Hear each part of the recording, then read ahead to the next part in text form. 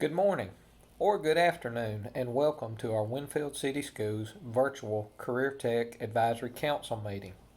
We're doing some wonderful things in career tech education this year, and we would like to take you on a tour of some of the things that we're doing. Come and join me now as we go outside to meet our bus that takes our dual enrollment students to Bevel State that take welding, HVAC, electrical, machine tool, and computer science. My name's Luke Hester. I do HVAC at Bevel. My name is Owen Coe, and I take welding at Bevel.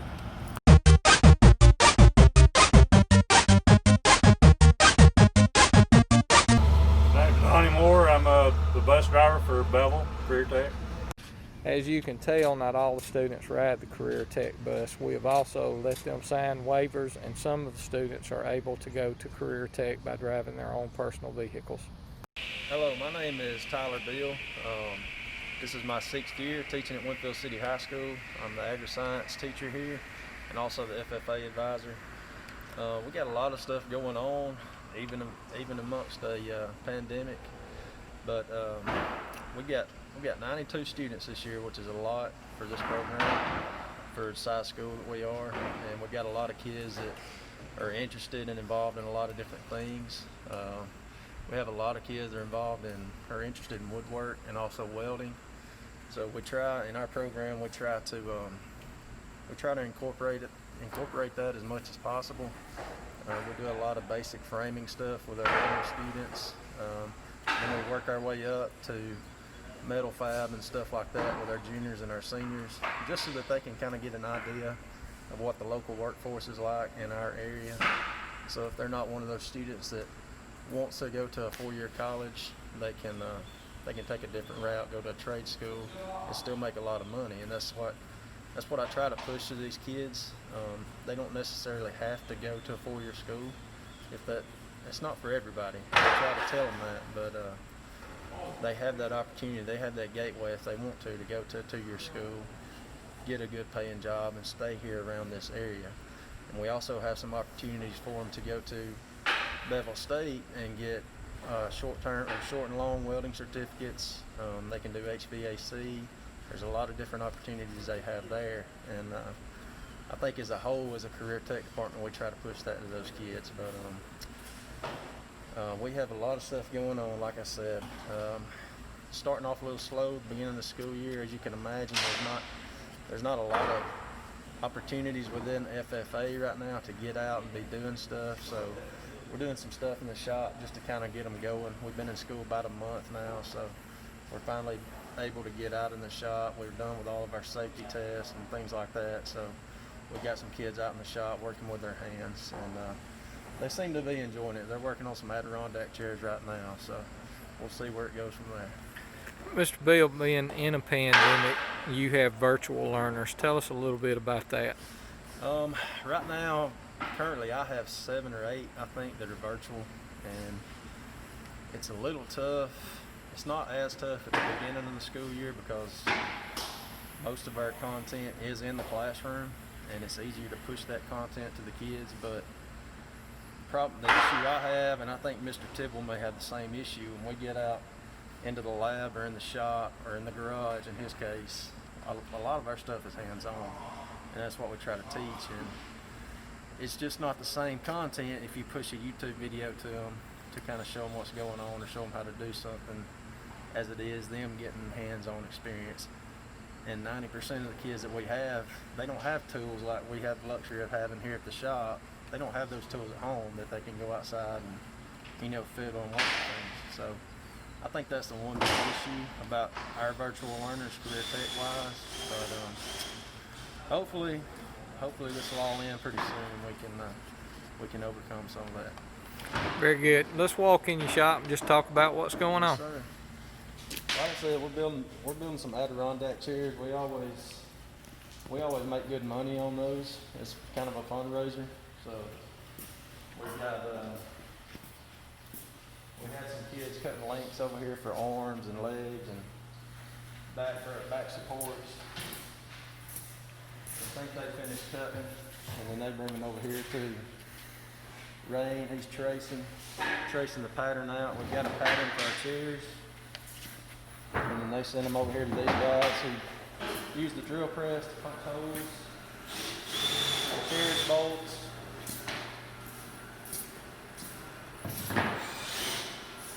But you see some of our patterns, and we'll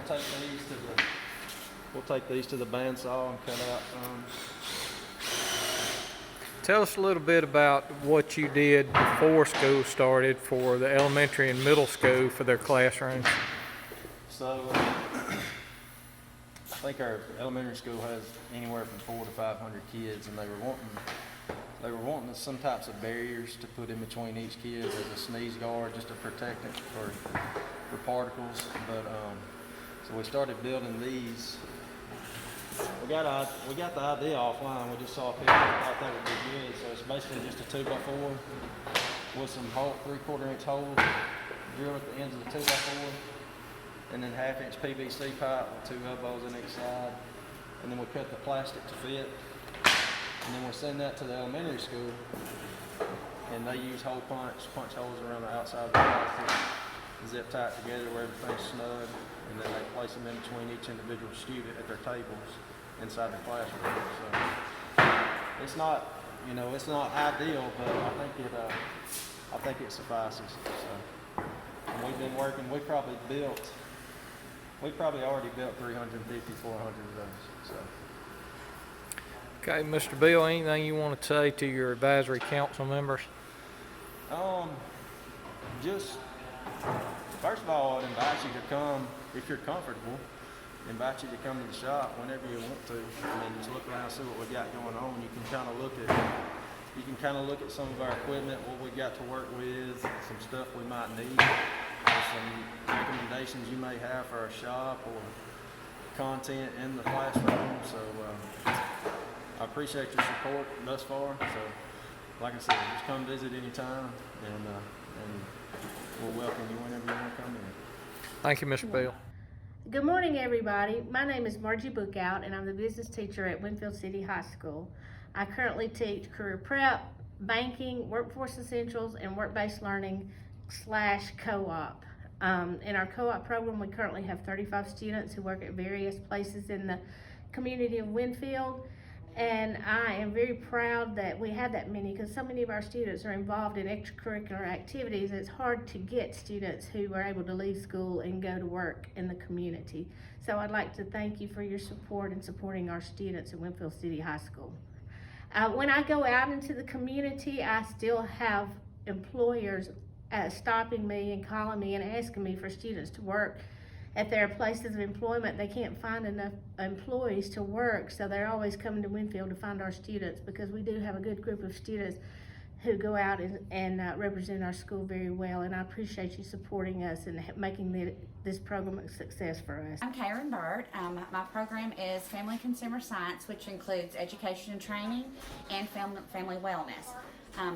We have a pirate preschool program that we offer with our education and training program. It's our lab. Our high school students work in that lab with those children. They prepare lesson plans. They pretty much learn what it takes to be a teacher as far as organizational skills, all the things that go along with that. They prepare lesson plans using Bloom's taxonomy, writing objectives for those students, and then the week that they're in the preschool, they carry those lesson plans out with the students. They work one-on-one with students and interact with them in more ways than just that. We have center time, we prepare breakfast, we have snacks, and we help with lunch. So all those things are being done throughout our day. Our high school students do change classes, and then the transition seems to work great with the preschool students. In the classroom part of my program, they work on a portfolio, which is getting them ready for the teaching aspect of it, and also child development, those types of skills that they're learning in the classroom. Mrs. Burt, will you tell everybody about the challenges of working and living in a pandemic and virtual learners? We are doing everything pretty much virtually, just because we have students coming and going for different reasons. We have virtual days, which help us with our traditional students, just getting them ready if they do have to be out for some reason. And then with our virtual students, using our new program, Schoology, I'll be honest, it started off a little bumpy for me, just because I'm not good with change, but it's just been with the help of some of my coworkers. It's been a great experience so far. I've been able to, just yesterday with Ms. Stocks, work on linking some of my classes together. So instead of 18 sections, now I have 7, which is much more manageable for me. Also, with teaching my students to become teachers, it's good that they get to see those kinds of things, because if they are in a classroom one day, whether it be virtual or traditional, they have to, they'll have some of these obstacles as well. So they're learning ahead of time, which is just going to be beneficial to them.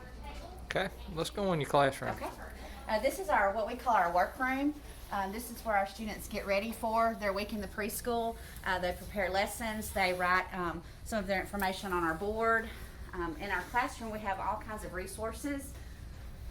We have our Ellison, our cutting machine, our die cut machine, any kind of really equipment or supply that they need.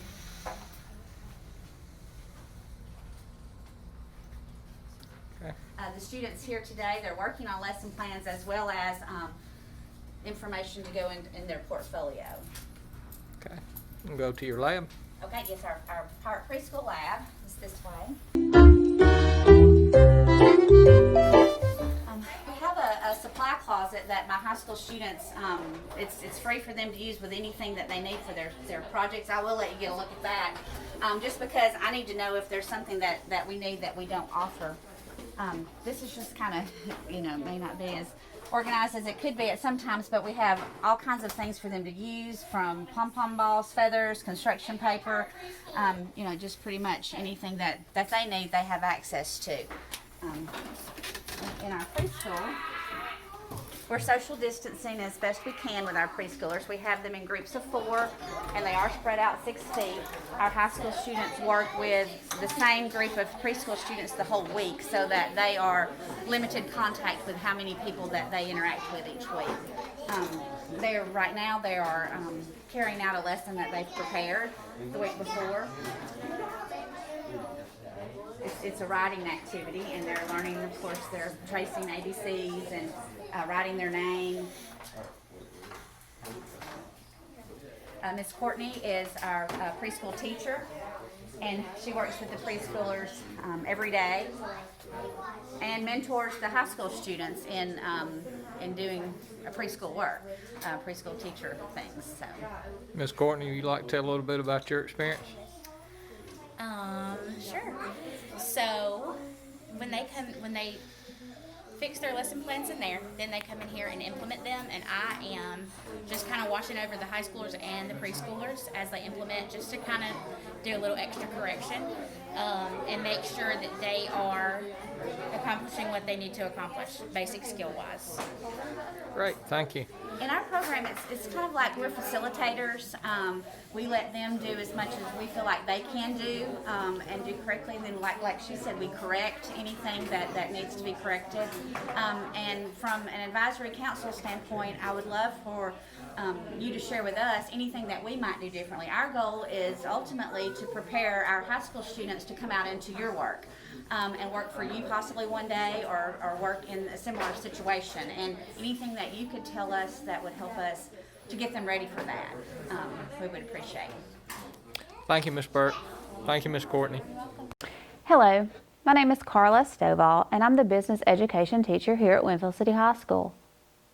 I teach business advanced technology, multimedia design, multimedia production, and I'm over the yearbook. We have a wonderful time in my classroom where we like to collaborate between the business world and the educational world.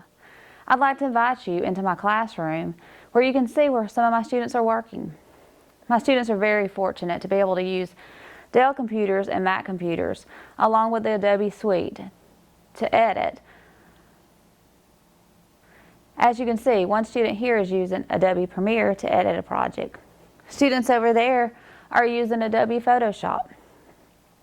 This student is using Adobe Premiere to edit some of the morning announcements. If you'll follow me back here, you'll see our students doing the morning announcements. The morning announcements are a great part of my program. We have several different teams of students that would do our morning announcements where we post them on Facebook. You can follow us on YouTube on Pirate Studios. Every day we do the announcements to keep parents and students updated. If you ever have any suggestions of what we can do in our classroom to help you in the business world, please let us know. When this pandemic is over, we would love for you to visit our classroom. I would love for you to talk with my students and tell them some of your ideas. I would love for you to also sit down with my students. Give them some ideas of what you would or wouldn't do in college, because that's what they need to know.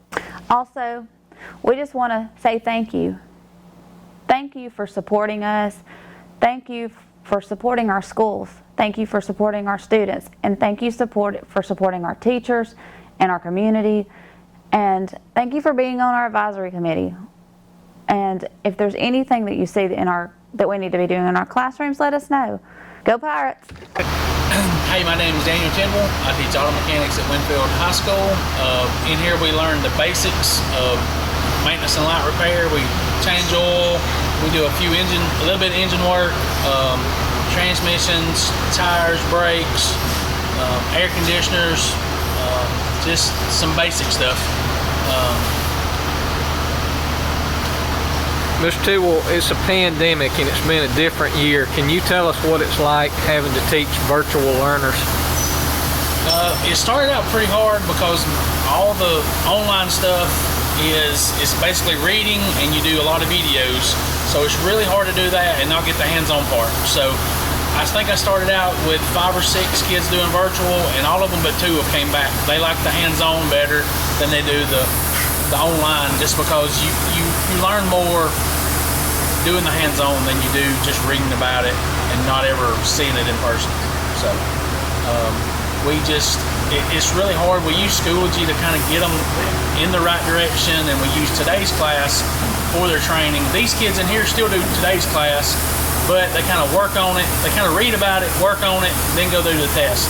So it's a little easier to do than just going out there, reading about it, and then having to go down and take 6 tests and you've never put your hands on it. So it's a little easier kind of having it both ways. So, and today I got guys over here, they're changing oil in a vehicle. They're changing the oil and filter, and they'll grease and then check everything. Okay. And then over here on this vehicle,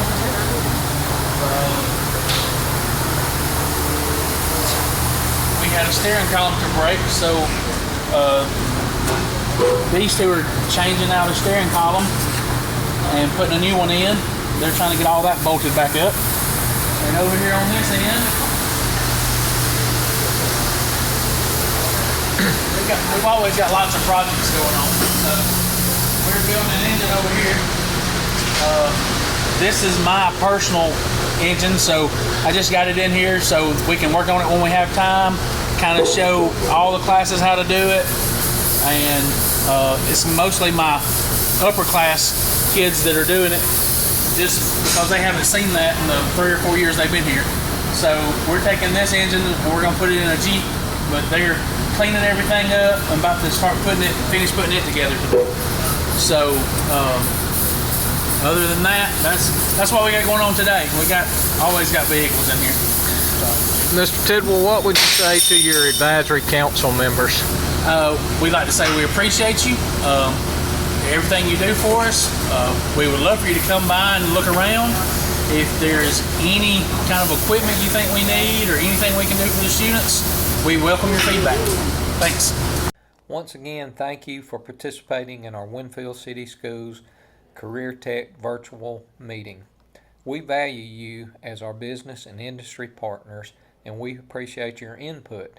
If you have any suggestions on how we can be better stewards of our finances, how we can purchase or improve our equipment, or anything that we can do with our programs that will help our boys and girls be more career ready, we would appreciate your response. Thanks, and have a good evening or good morning.